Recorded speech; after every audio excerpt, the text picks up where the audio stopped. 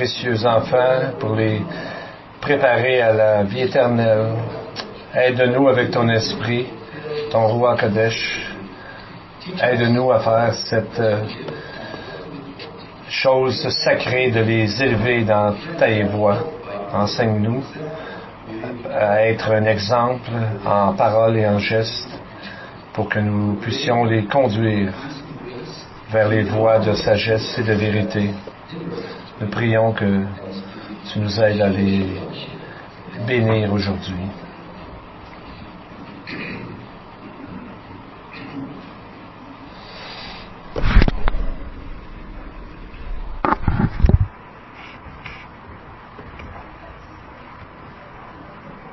Shalom. So welcome to the Bethel congregation. Welcome to those who are watching through Facebook and YouTube. You know, it's vacation time. Many people have gone already and then we'll be going. Bienvenue à tout le monde, à ceux qui ne sont pas en vacances. Mais si vous allez en vacances, mon conseil, emmenez votre Bible avec vous. Dieu ne prend jamais de vacances avec nous, alors on a besoin d'emmener nos paroles pour connaître mieux sa parole pour nous.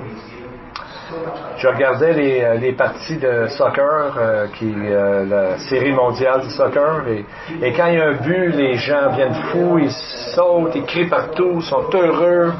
C'est vraiment quelque chose à voir. Et vous savez, on devrait faire la même chose peut-être quand quelqu'un vient à la foi en Jésus-Christ. On devrait faire la même chose, de chanter et de se réjouir comme ça, et même davantage encore.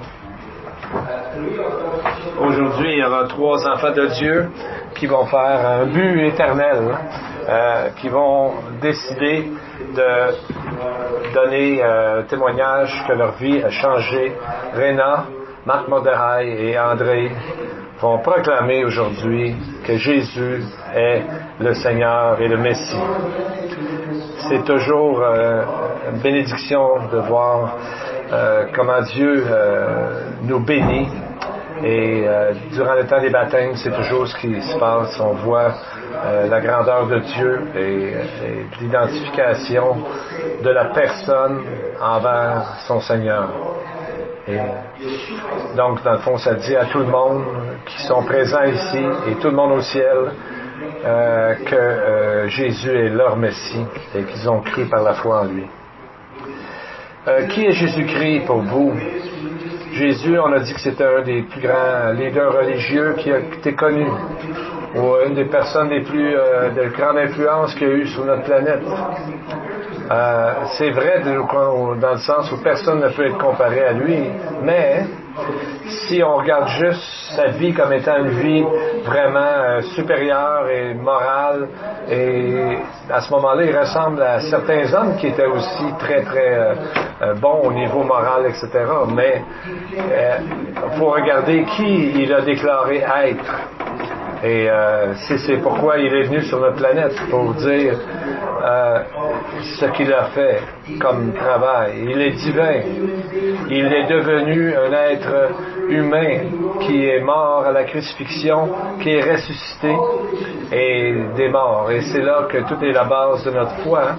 Et il va revenir pour établir son royaume sur la terre. Il est venu faire ce que personne d'autre ne pouvait faire. Il est venu pour racheter l'homme de son péché et planter dans lui une nouvelle créature, une nouvelle vie. Et qui est le Messie pour moi? Le Messie est mon roi.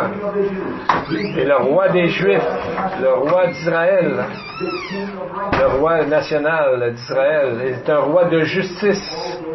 Il a donné sa justice à toute personne qui, par la foi, croit en son sacrifice, en son œuvre sur la croix. Alors, à ce moment-là, mon cœur est en sécurité. Pourquoi j'ai pas peur de la mort après? C'est que Jésus en a pris sur lui la malédiction et m'a donné la bénédiction. Avant les baptêmes, Michael Gabizon va nous emmener la parole. Pour ceux qui ne le connaissent pas, Michael a gradué de Moody Bible Institute et maintenant il a fait son master, sa maîtrise à Dallas Seminary Et présentement, il étudie pour être un doctorat dans le judaïsme après le Second Temple, durant le Second Temple.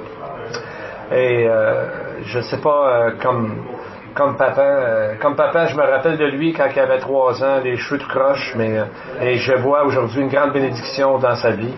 Et il y a Michael qui a 3 enfants aussi, et souhaitons la bienvenue à Michael aujourd'hui, avec nous.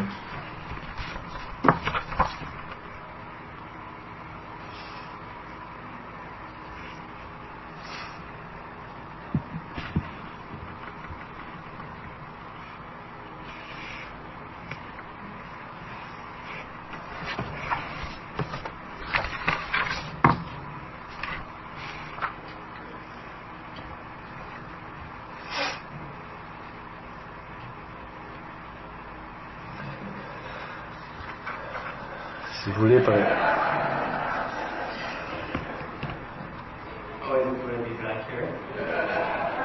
toujours une joie de revenir ici parmi vous. C'est toujours une joie avec ma femme et mes enfants. On vient de Hamilton, Ontario. Et c'est ce que je fais mon doctorat avec Master à l'université. C'est toujours bien de revenir à la congrégation Beth-Ariel. Et j'étais ici il y a à peu près 1 mois et demi. J'ai parlé sur Ésaïe 53, un passage qui dit que le Messie va arriver plus tard. Et aujourd'hui, on voit que on va regarder un passage qui nous dit ce que Jésus a fait dans le passé, dans son sacrifice sur la croix, et ce qu'il a accompli sur la croix. Et comment ça va nous donner un impact dans nos vies aujourd'hui. Ce qui est vraiment intéressant ce matin, c'est que vous allez avoir un baptême ensemble. Et certaines personnes retracent l'origine du baptême dans la Bible hébraïque, puisque les Israélites souvent avaient des rituels de purification avec l'eau. Donc, ils avaient à passer à travers la purification par l'eau, qu'on appelle en hébreu mikveh. Et on voit que c'est un symbolisme du cœur et de l'identité en rapport avec la repentance. La repentance est un signe que nous voulons suivre Dieu et que nous nous engageons à suivre Dieu. Donc, le baptême est pour ceux qui ont cru par la foi et qui veulent le démontrer de façon personnelle et devant tout le monde. Qu'est-ce que veut dire exactement le baptême? Et ce matin, on va regarder comment peut-on se tenir devant Dieu de façon juste. Et souvent, quand j'étais jeune, j'aimais beaucoup évangéliser, et même encore, mais on avait des pamphlets, et souvent, ceux qui se rappellent, on disait dans ces pamphlets, je disais, après qu'on ait parlé un petit peu quelques mots, si tu mourais aujourd'hui, tu étais devant Dieu, et Dieu te disait, pourquoi je te laissais rentrer au ciel, qu'est-ce que tu répondrais? Donc, c'est toujours une bonne façon de commencer la conversation. Mais la plupart des gens que j'ai rencontrés disaient, je devrais aller au ciel parce que je suis une bonne personne. J'ai jamais tué personne, j'essaie de faire des bonnes choses, je suis un bon ami, je suis un époux fidèle, etc., etc. Ça nous amène à dire quels sont les standards de Dieu, contrairement à nos standards. Quelle est la différence entre les deux?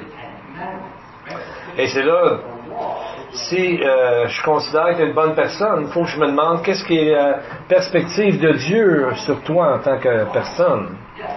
Donc, la Bible c'est comme un miroir. Si je me regarde dans le miroir, est-ce que j'ai déjà dit un mensonge? Oui. Alors je suis un menteur. Est-ce que j'ai déjà volé quelque chose? Oui. Alors je suis un voleur. Donc, est-ce que j'ai déjà convoité quelque chose ou quelqu'un? Oui. Alors, ça veut dire que dans mon cœur, j'ai fait l'adultère. Alors, devant la loi, devant Dieu, ce que ça nous montre, c'est que nous avons besoin d'un sauveur. Parce que Dieu est très saint et nous ne le sommes pas. Donc, on a besoin d'un sauveur. Et ça arrive aussi dans des communautés l'idée de que nous sommes une bonne personne ou que nous méritons certaines choses. Ça s'introduit dans nos pensées également. Et à ce moment-là, notre foi devient mêlée avec d'autres standards, les nôtres. C'est comme quelqu'un, on pourrait lui demander, est-ce que tu es sauvé? Est-ce que tu serais devant Dieu? Qu'est-ce que tu dirais? Bien, moi j'ai fait la prière de repentance un jour et il y a quelques années, et donc je suis bon pour y aller. C'est pas comme au Monopoly où on a une carte qu'on peut sortir de prison gratuitement, et on a notre ticket et c'est terminé.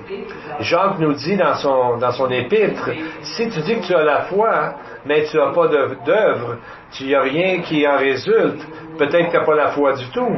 Et la même chose, il y a des gens qui vont dire, moi j'ai beaucoup d'œuvres, je vais à l'église Bethariel, je fais des choses et même j'ai même un ministère, je suis fidèle avec mon épouse. Mais pourtant, Jésus dit à un moment donné, dans un passage, que certaines personnes diront en ce jour-là, Seigneur, Seigneur, n'avons-nous pas prophétisé par ton nom? N'avons-nous pas chassé les démons par ton nom et fait beaucoup de miracles par ton nom?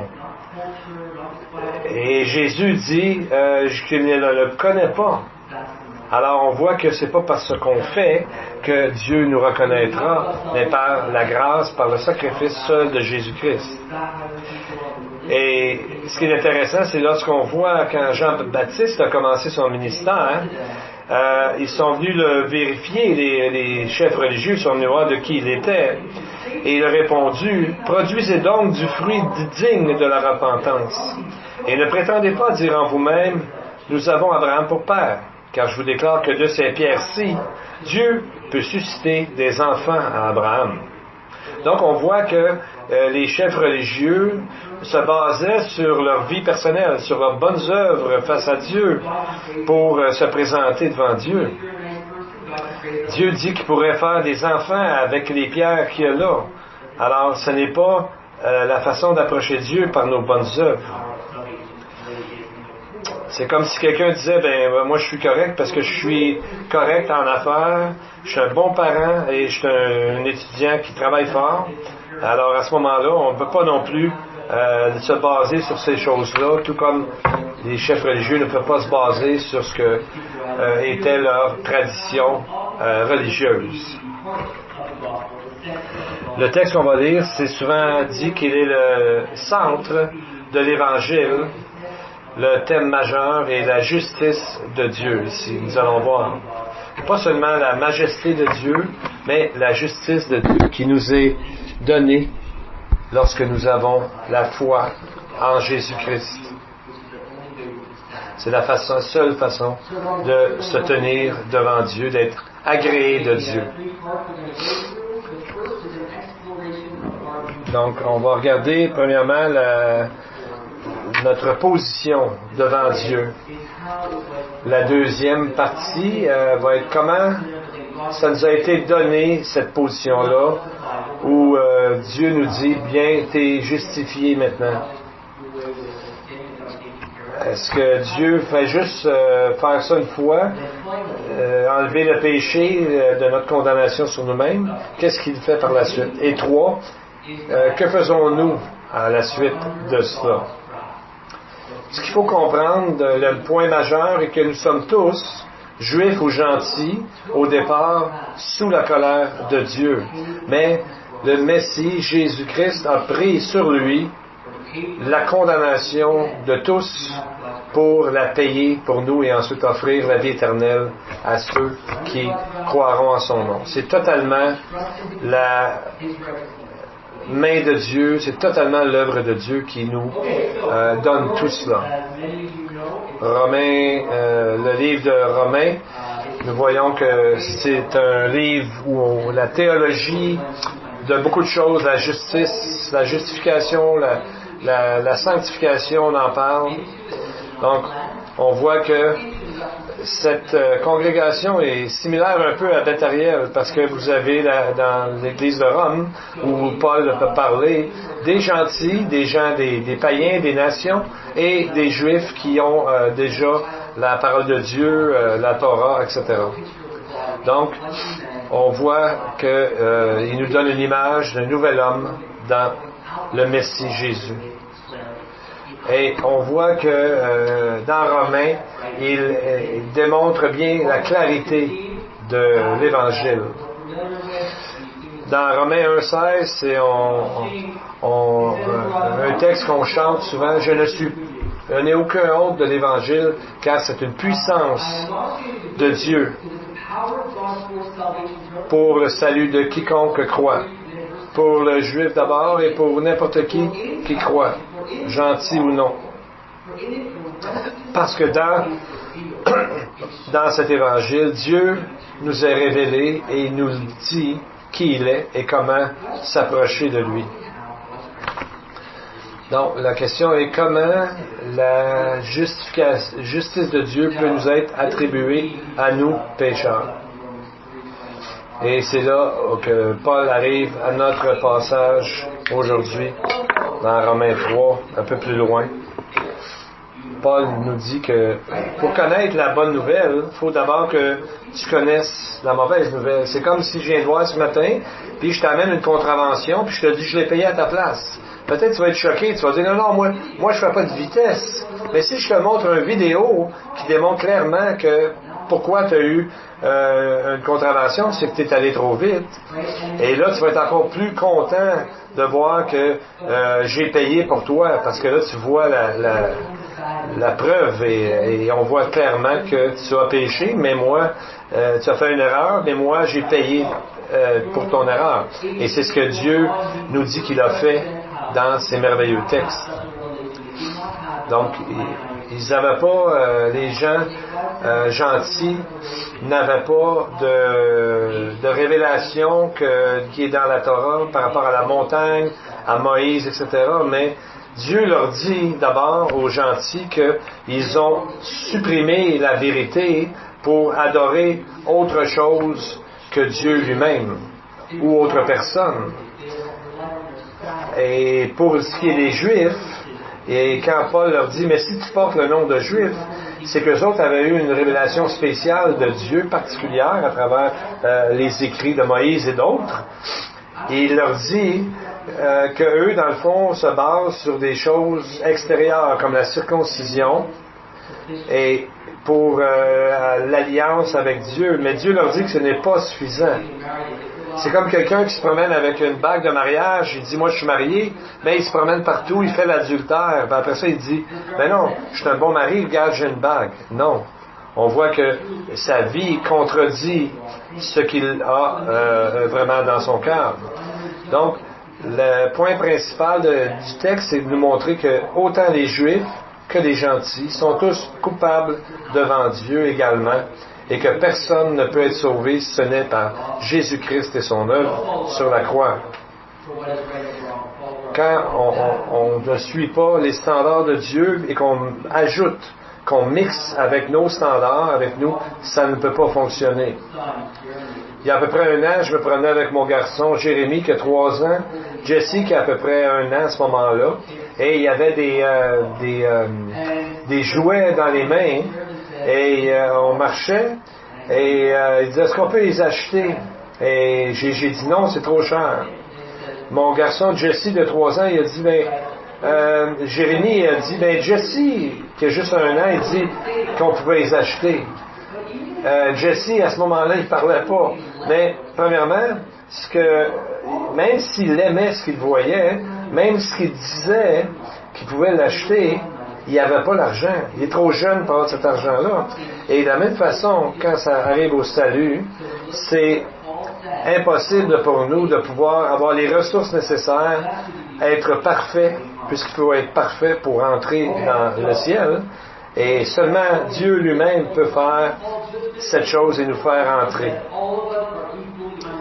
Après que Paul nous ait démontré que nous sommes tous sous la colère de Dieu, et que toute notre justice, c'est comme des vêtements souillés. On avait le passage ici, de 21 à 23. Paul commence par dire, mais maintenant,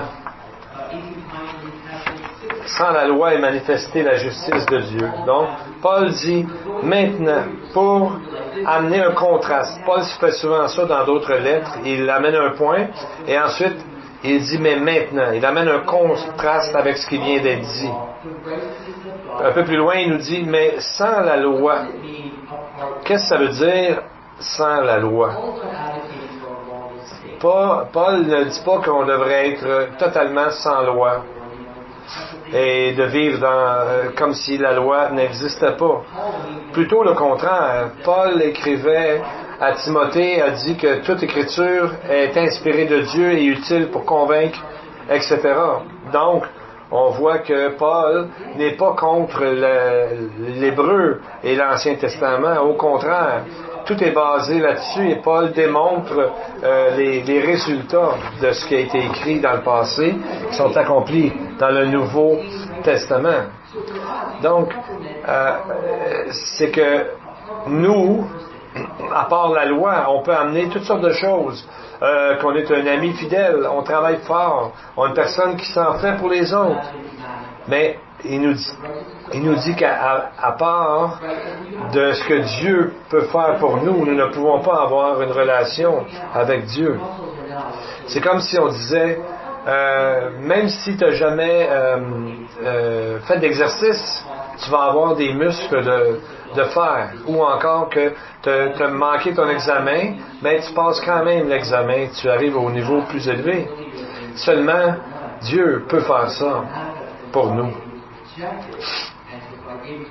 Donc, on voit que Dieu nous dit que parce que les gens ont voulu mettre leurs propres standards, ils ont été rejetés par Dieu, parce que Dieu leur a tout donné pour pouvoir s'approcher de lui par la foi et être sauvés.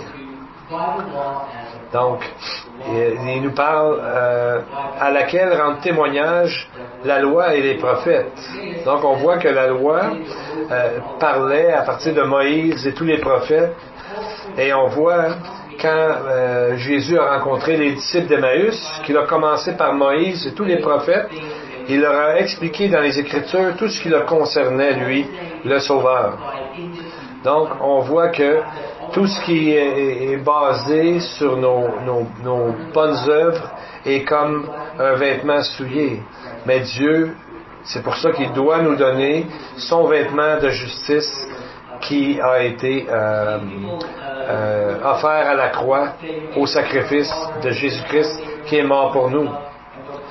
Donc, Paul ne dit pas qu'il faut ajouter la circoncision au salut. Et Paul démontre dans des textes que Genèse parle qu'Abraham a eu confiance en l'Éternel qui le lui imputé à justice. Donc, c'est toujours la même chose pour nous.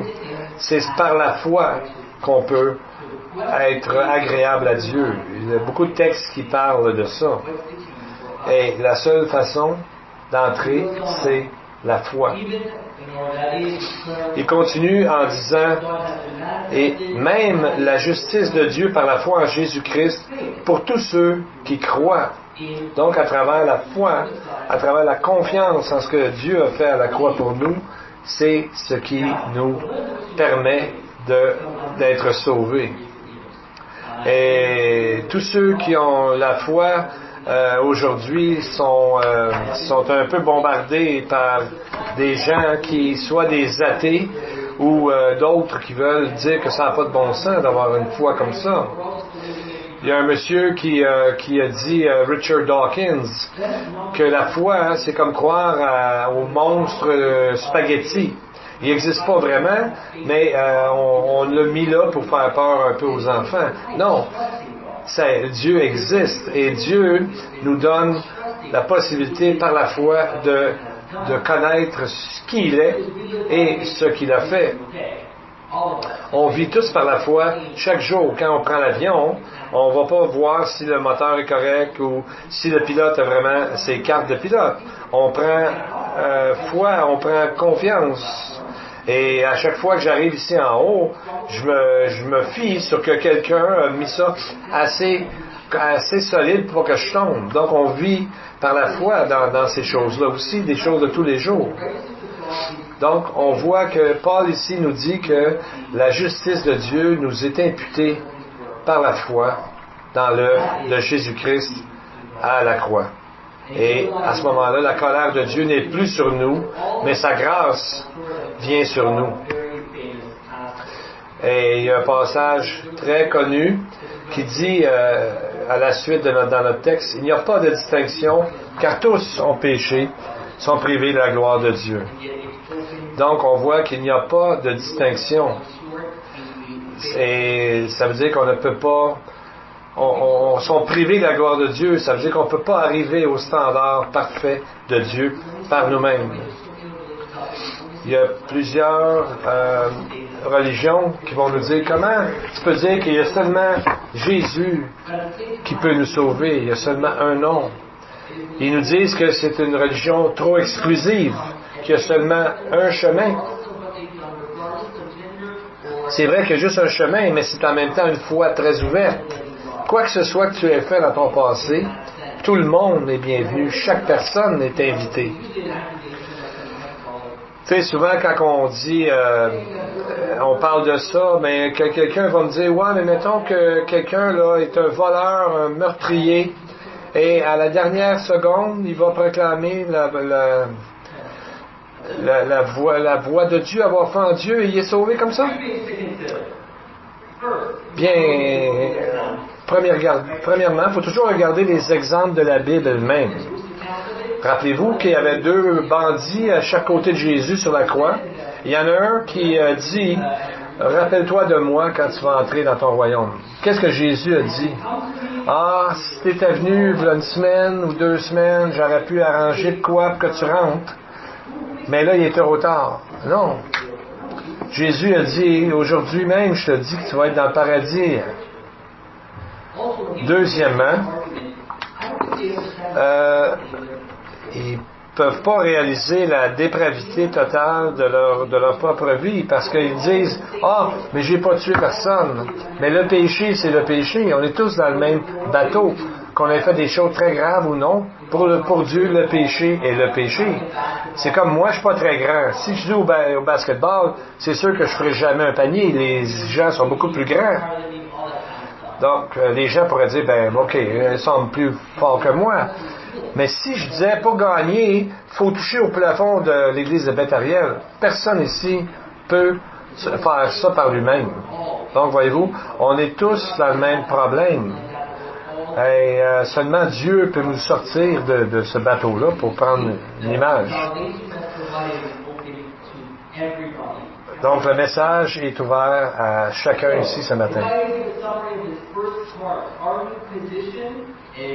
Si je donnais un résumé de notre position, c'est que, à part de nos propres œuvres, la justice de Dieu est imputée à moi quand je crois dans l'œuvre du Messie à la croix, son sacrifice pour moi.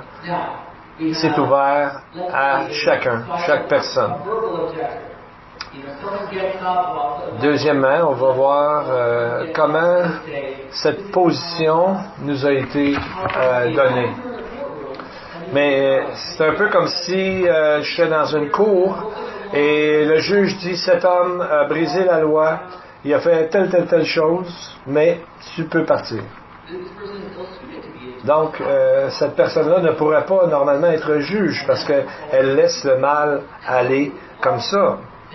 Donc, comment être gratuitement justifié sans être comme l'exemple qui nous dit, Dieu ne peut pas juste laisser aller le péché comme ça. Donc, il nous dit, étant gratuitement justifié, c'est un terme légal, c'est une position qui nous est accordée. Le fait que vous connaissez le Sauveur, que vous avez mis votre foi, c'est comme une étampe que les Romains faisaient pour dire ça a été payé et la personne peut aller libre. C'est un verbe passif, d'être gratuitement justifié. C'est quelque chose qui nous est imputé. Et c'est comme si on passait un test, et le professeur dirait c'est correct, tu n'as pas passé le test, mais je ne le compterai pas dans tes notes totales. Ça, c'est le pardon. Mais s'il tourne ton F dans un A+, Ça, c'est une justification. Donc, on voit, c'est plus que juste être pardonné, c'est qu'il nous justifie. Donc, comment pouvons-nous avoir cette position devant Dieu? C'est que Dieu nous donne cette position, c'est marqué ici, c'est donné gratuitement. Et c'est souvent traduit sans cause. Paul veut dire ici sans paiement. Jésus utilisait souvent ce mot en disant qu'il avait été traité et on l'a haï sans cause, sans qu'il ait fait quoi que ce soit pour qu'on l'haïsse comme ça. Donc, comment tout ça a pu être accompli? À travers la rédemption qui est en Jésus le Christ. On a été rachetés de quoi? Le rachat, c'est un terme qui était bien connu au temps de Paul pour les esclaves. On a été rachetés, qui veut dire qu'on a été rachetés de l'esclavage. C'est pour ça que Paul, lorsqu'il parle de lui-même au début des lettres, il parle souvent qu'il est un serviteur de Christ. Il est un esclave dans le sens du terme où avant il était esclave des péchés. Maintenant il est le serviteur, il est l'esclave de Jésus-Christ. Et là, c'est la clé au verset 25. C'est lui que Dieu a destiné à être victime expiatoire pour ceux qui auraient la foi en son sang. Le mot propitiation, c'est un grand mot qu'on n'utilise pas souvent. Seulement 2 fois dans le Nouveau Testament, dans Romains 3.25, dans Hébreux 9.5, qui veut dire que la colère de Dieu a été apaisée. Sa colère était contre nous, était sur nous, la Bible nous dit, mais Jésus, sur la croix, a tout pris sur lui, un peu comme un paratonnerre prend tout sur lui et ça nous empêche d'avoir le choc. C'est la même chose. Dieu a pris toute la colère de Dieu sur lui, donc elle n'a pas allé sur nous. Il y a beaucoup de gens qui n'aiment pas ça parce qu'ils ont dit que Dieu est un Dieu qui est en colère ou qui est... premièrement, la colère en tant que telle n'est pas péché. Éphésiens 4.26 dit « Si vous vous mettez en colère, ne péchez point. » Le point important, c'est comme quelqu'un qui aime la justice, il va haïr l'injustice. Si quelqu'un aime les enfants, il va haïr les abuseurs d'enfants et il va agir en conséquence avec la justice. Quand j'étais jeune, Oprah Winfrey parlait souvent et il disait qu'elle n'aime pas le Dieu de la Bible parce qu'il dit qu'il est un Dieu jaloux. Et elle ne peut pas croire que Dieu est jaloux dans ce sens-là. Mais donc, il y a des choses que, selon certaines personnes dans l'Ancien Testament qui ne fonctionnent pas avec le Dieu que nous connaissons. Au début, il y avait un monsieur Marcion, au début de l'Église. Il voulait tout enlever les passages qui parlaient d'un Dieu vengeur ou d'un Dieu qui ordonnait de tuer d'autres peuples. Même aujourd'hui, il y a un monsieur qui s'appelle Andy Stanley qui dit qu'on devrait enlever tout ce qui est des choses de l'Ancien Testament de notre foi, parce qu'il y a un Dieu vengeur là-dedans. Dans le fond, ce que ça veut dire, c'est qu'ils veulent créer une vision de Dieu qui n'est pas scripturaire, qui n'est pas dans la Bible. Donc, il y a des morceaux qui font pas leur affaire dans la Bible, donc ils disent, on devrait l'enlever. Ça, c'est le summum de l'idolâtrie, c'est de se créer un Dieu en enlevant ce qui ne fait pas notre affaire dans ce qu'il nous enseigne. Donc, on voit dans Romains que Dieu est juste dans sa colère parce qu'il a tout fourni la possibilité pour les gens d'être sauvés, d'avoir la paix avec Dieu. Car nous pouvons avoir la paix avec Dieu par la foi en son sacrifice. Donc, au lieu d'avoir la condamnation que je méritais par le fait que Jésus a payé pour moi, comme dans l'Ancien Testament, il y avait beaucoup d'animaux à tuer. Pourquoi? C'est parce que c'était mieux de tuer des animaux, offrir un sacrifice par la foi et de mettre nos péchés, c'est ce que le peuple faisait, mettait les péchés sur un animal au lieu que Dieu soit en colère contre eux. C'est ce que les textes nous disent dans le Lévitique, par exemple. Donc, on peut se demander aujourd'hui, comment est-ce qu'on peut dire que Jésus est le seul chemin? Comment que les gens dans l'Ancien Testament pouvaient être sauvés, ceux du passé qui n'ont pas connu Jésus?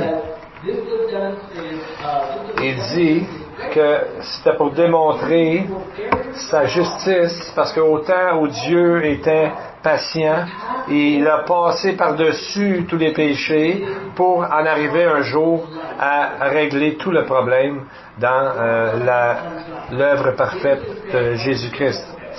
Dieu n'a pas juste dit « Ah, t'as péché, qu'on oublie ça ». Non, il savait qu'un jour le prix serait payé. Et que Dieu, sa justice serait accomplie sur quelqu'un, donc Jésus, son Fils lui-même, et ensuite Dieu pourrait, ceux qui mettent leur foi en Jésus, en faire de ses enfants.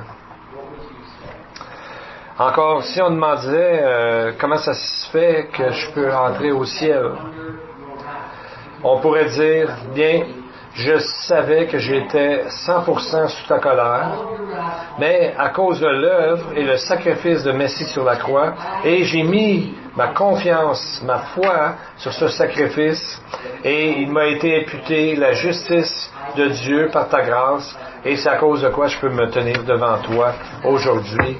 C'est 100% le travail de Dieu. Le prix était trop élevé pour qu'on puisse le payer. Je me souviens une fois, j'étais dans un ministère avec une église et on vivait à Chicago. Et il y avait un couple, il était vraiment gentil. Et nous, on essayait d'avoir un support monétaire des gens. Donc, on se promenait dans les églises. Et à un moment donné, un couple qui nous a emmenés dans un restaurant que jamais ma femme et moi, on aurait pu se payer. Ils nous ont amenés en auto jusque là-bas. Ils ont préparé le menu. Et tout ça, c'était gratuit, sans payer rien. Et je me rappelle, quand je marchais vers le restaurant, je me disais, il faudrait que je fasse quelque chose. Et là, je leur ai dit, merci beaucoup de nous amener ici. Est-ce que je pourrais payer pour le stationnement? Et là, ils ont ils se sont regardés un peu étrangement, mais ils ont dit, non, vous n'avez pas à payer ça. Premièrement, parce qu'ils faisaient ça totalement par grâce de la bonté de leur cœur. Donc, c'était rien le parking comparé à toutes les bénédictions qu'il y avait pour la table et le restaurant. Et le prix, de toute façon, était trop haut pour payer. Donc, on voit, c'était totalement, librement, par foi, par grâce et générosité. Et c'est là-dedans qu'il faut mettre notre foi. Si vous ne l'avez jamais fait, aujourd'hui, c'est le jour du salut si vous décidez de choisir. Dieu vous invite à le choisir. Et qu'est-ce qu'on fait à partir d'ici? Soyons reconnaissants pour l'Évangile. Pourquoi? Parce que ça nous montre Dieu dans sa grâce. Ça nous montre Dieu dans le problème que nous avions, dans sa colère, qui était juste, mais il nous montre la grâce infinie de Dieu qui a tout fait pour nous, 100%, qui nous invite. Et ça met les autres en perspective aussi, de ne pas les juger, de les aimer comme Dieu a aimé les autres. Et l'autre chose, c'est que ça doit nous empêcher de pécher, parce que, est-ce que Paul nous dit dans le texte, demeurions-nous donc dans le péché afin que la grâce abonde et même surabonde? Et la réponse de Paul, c'est absolument pas. Pas du tout. Parce que c'est comme si on disait, je vais continuer à vivre dans le péché malgré que ma position n'est pas supposée être ça. On voit que on peut voir que soit la personne n'est pas vraiment sauvée, elle a compris intellectuellement, mais elle ne vit pas vraiment pour Dieu parce qu'elle n'a pas la vie de Dieu, ou encore elle vit volontairement contre la volonté de Dieu, et cette personne-là va être immensément misérable parce que Dieu, par son esprit, va toujours lui parler et lui dire qu'elle ne devrait pas faire ça. On pourrait dire, c'est comme un ami qui a des problèmes de jeux compulsifs et finalement ils ont perdu tout leur argent, perdu leur maison, perdu la famille, perdu la confiance de tout le monde, et après il travaille plusieurs années, il travaille fort, il devient bien, ça va bien. Puis un jour, il dit, est-ce que je pourrais jouer à nouveau? Ben non, tu dis, à ce moment-là, tu as complètement manqué le point. C'est que, justement, tu étais un gambler, tu étais un compulsif de jeu, tu ne peux pas recommencer à jouer. Prions. Seigneur, je te remercie pour l'Évangile, comment c'est simple, clair et puissant pour nous aider à comprendre qu'à travers le sacrifice du Messie, aide-nous à te servir maintenant que nous sommes libérés de ta colère, que nous sommes dans ton Fils Jésus-Christ. Et je prie que, Seigneur, notre fruit grandisse par ton Esprit en nous et que nous soyons de plus en plus semblables à toi. Amen.